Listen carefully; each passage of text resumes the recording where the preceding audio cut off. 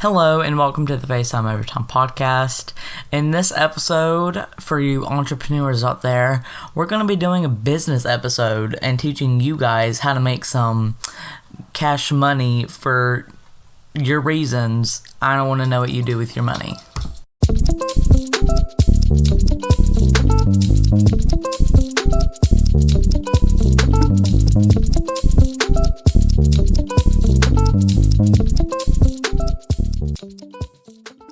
Okay, so some of the ways that you can make some bank while you're a teen is obviously get a normal job like anyone else in this normal world. Because some 14-year-olds that I know currently have a job, so congrats to you. I'm still looking, like normally. If you know what that meant, you know what that meant. But this is for the entrepreneurs, okay? Not the hoe down and go and get a job. This is for the people that don't want to work for people, which, obviously, you haven't gotten the memo yet because you're still looking for a job. That's why you're listening to this podcast. But for the fancy people out there, one of the ways that you can make your own money is affiliate marketing. And I know I sound like a scammer. I am not. I am a normal human. And you pretty much, with affiliate marketing, you can do it on Amazon, I think. Let me check. Okay, yes. You can do it on Amazon, and you can also do it on majority of the major platforms too, which is also cool because you can be making bank off of your friends. Because all you have to do is go sign up for it, put in all your information, get the link, send it to them when they want to buy something. They tell you what they want to buy. You go get the link, send it to them, and when they buy it, you get some of that money. Like, I think for every $30, you get, I think, it's $2. So if you have a big social media following and you post a link for people to buy this foot massager, let's say, and 100 people buy it at $30, you just made $200 from that for just 100 people buying it. And that's not just for, it's usually a lot higher than just $2, but I'd say it's pretty worth it for the affiliate marketing side hustle. Entrepreneur side hustle. It's very interesting because you need an online fan base for it to go to, or you can just make a friend group and all of y'all just send around Amazon affiliate links to each other and make a little bit of money off of each other. That is amazing, which is also fun because the next side hustle ties into that a little bit, but it's flipping items from your Dollar Tree or your local Goodwill, Walmart clearance, stuff like that.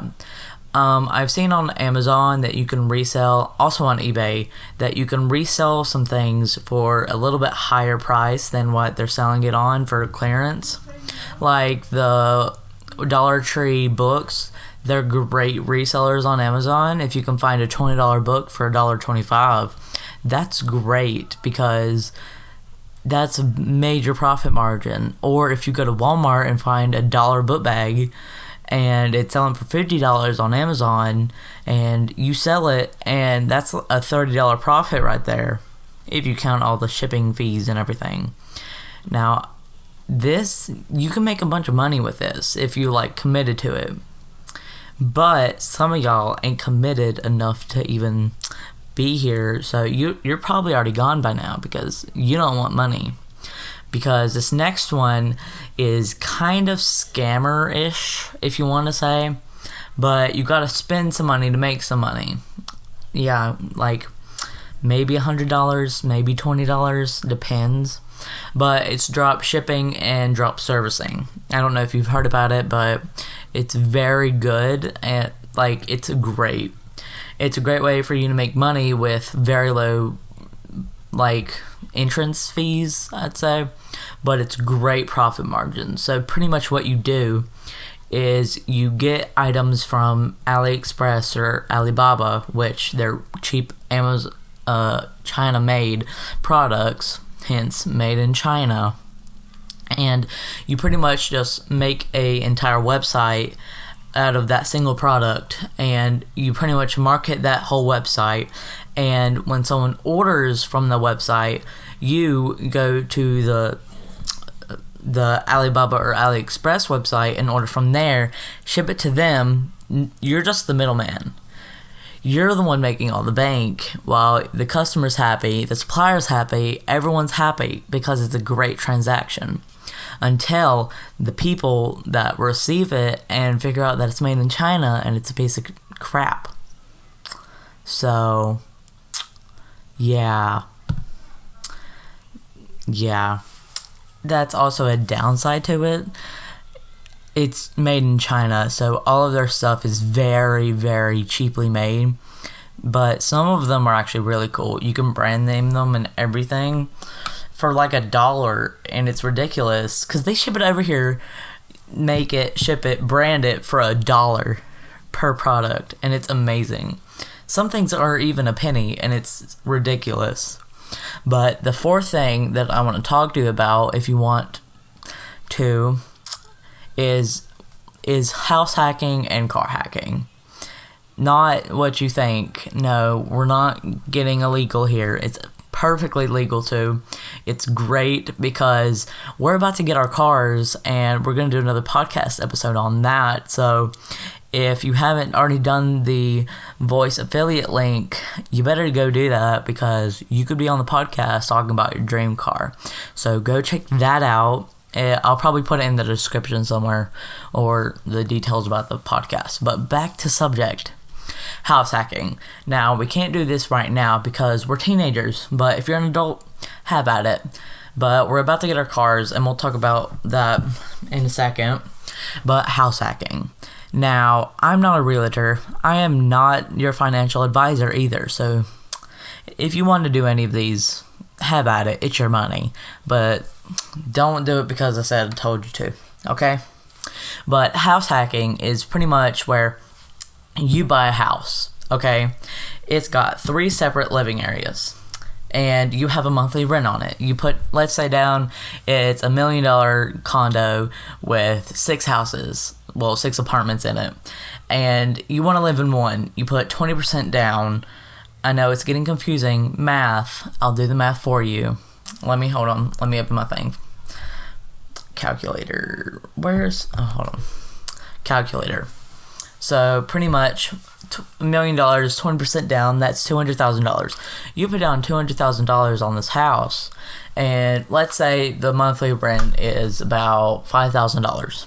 Well, if you get 5 other people to pay $1,000 a month, no, $2,000 a month from each condo because they're living in it, that's for water, electricity, all that stuff, and you live in one. You're making $5,000 and paying your $5,000 in monthly rent for the condos. You get $5,000 extra dollars. That's house hacking. Now, in the future, I would like to do this because I know I don't want to be a scammer type person, but like I want to be a landowner. Like I want to be the person that goes and collects people's rent. I just want to do that. It just seems fun. And no, I don't want to be one of them bossy landlords like some of y'all are thinking right now. No, I'm not that type of person.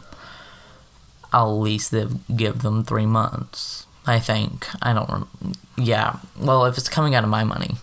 Either way, let's go to car hacking. Car hacking is a little bit different, just a tiny bit, because you use cars, and you have car insurance, stuff like that, a monthly rent on it or something.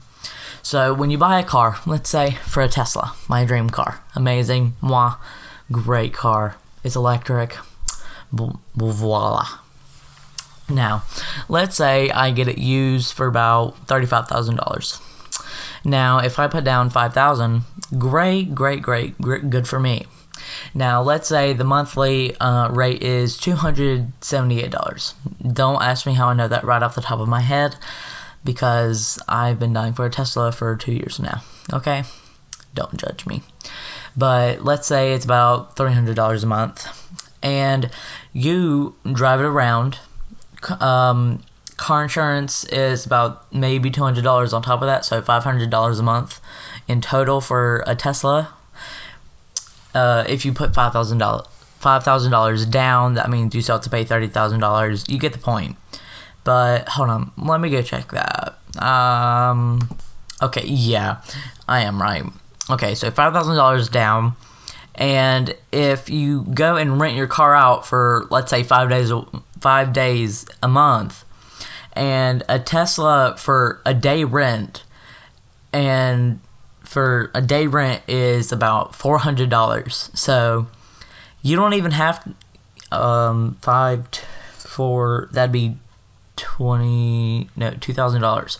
Yeah, $2,000 a month for 5 days of someone renting your car out. That's pretty good, I'd say, because yeah, you would be making $1,500 a month just from renting your car out for 5 days. That's pretty good. You pay your car insurance, the car monthly payment, and you make $1,500 from it. This is great, obviously, because you get to own a free car and make money from the free car. Like, how is this illegal? It's completely legal, by the way. And I know some of you are a bit skeptical about, what if someone wrecks my car? Oh no. They got you figured out. The website that you can rent your car out is called Turo, I think. Not Turbo, Turo. Turo. You can rent out a car, and it's pretty good because they have their own licensing, insurance, and seeing all of your previous wrecks and stuff to make sure that you can rent your car out to people. And the people that rent out your car actually have to put in all of their information, like their license, all that, their car insurance, your car insurance, and a bunch of other stuff, so that if they wreck your car while they're using it, it won't come back to you and you have to pay everything. They have to pay everything, and it's great.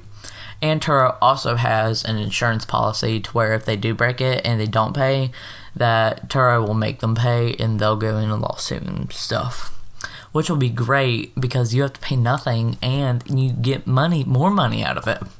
It's great, okay?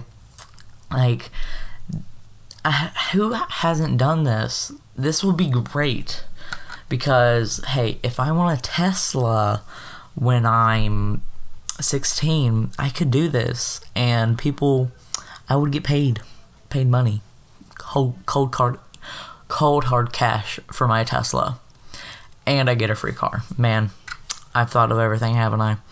And this is pretty much all I have for this podcast, for this episode of the podcast, not the whole thing like previously. But anyway, this will be the end of the Facetime Overtime pod. Oh my gosh. No, I'm not ending the podcast again. This will be the end of this episode of the Facetime Overtime podcast. See you later.